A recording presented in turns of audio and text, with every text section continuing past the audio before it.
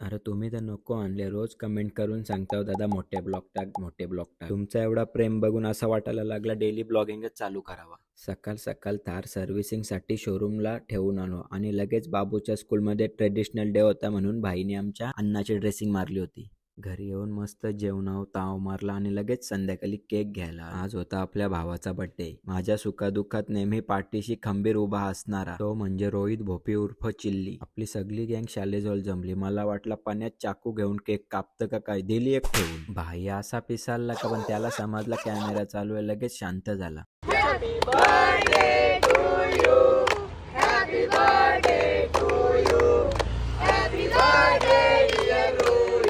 Cake कापून झाला आणि आशुबाईचा कॉल आला. मला 2 वाजता एअरपोर्टला घ्यायला ये. आम्ही 1 तास आधीच पोचलो आणि फ्लाईट 1 तास लेट ना व्हावा. 2 तास पार्किंगमध्ये बसून कंटाळलो. फायनली आला एकदाचा.